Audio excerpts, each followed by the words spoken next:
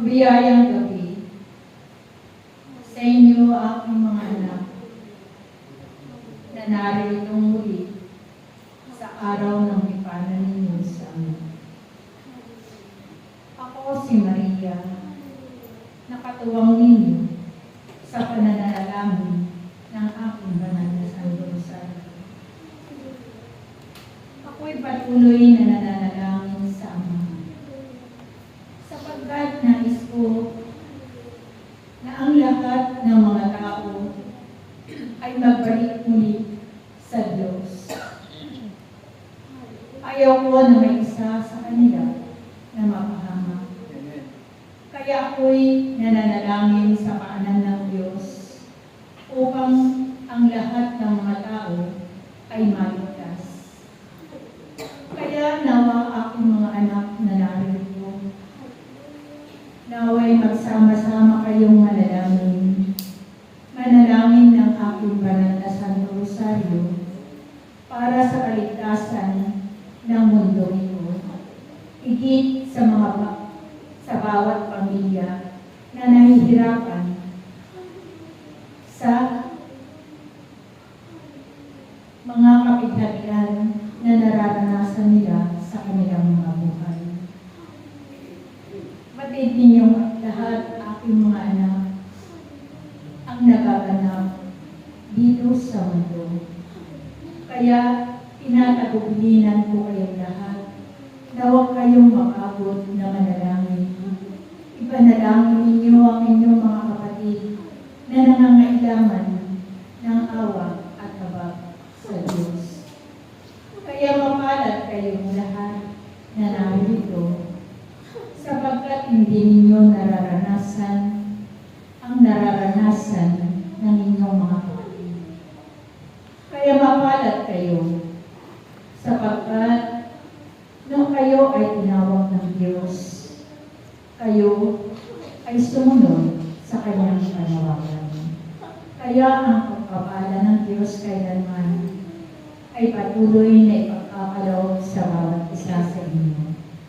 Batid ninyong lahat na may pangako ang Ama sa bawat isa sa inyo. Kung nahihirapan man kayo sa inyong mga buhay, batid ng Ama ang lahat ng iyan, sapagkat hindi limit sa Kanya ang nararanasan ng bawat isa sa inyo. Ang pagpapala ng Diyos ay patuloy niyang pinagkakaloob sa bawat isa sa inyo. Kaya nagpapasalamat ang Ama sa komunidad na ito, sapagkat marami man ang umuusig sa inyong lahat, ngunit kayo'y patuloy na naglilingkod sa Kanya hanggang wakas ng inyong mga buhay. Kaya tandaan ninyo, aking mga anak, huwag kayong hihinto sa inyong paglilingkod. Ano man ang nararanasan ninyo sa inyong mga buhay, magpatuloy lang kayo at patuloy na manalangin mabuti sa Diyos. Ipagkatiwala ninyong lagi ang inyong buhay sa Diyos, sapagkat ang Diyos lamang ang aasahan ninyo sa inyong mga buhay. Magpatuloy kayong lumapit sa Kanya, patuloy na kayo'y iniingatan ng Diyos. Kaya nawa, aking mga anak na narito, magpatuloy lang kayo, maglilingkod sa Kanya habang kayo nabubuhay.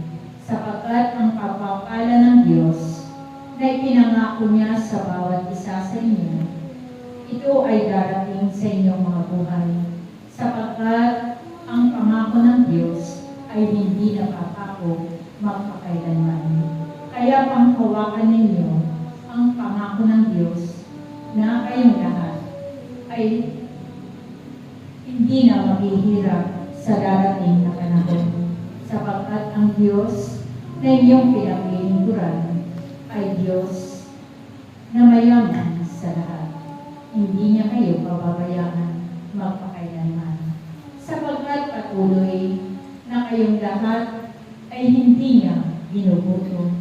Patuloy na ang inyong mga tahanan ay pinupuno niya ang inyong kapagkainan ng mga makalamit na pagkain. Kaya kayong lahat ay patuloy na lalakas. Kayong lahat ay patuloy na gagaling sa inyong mga karamdaman.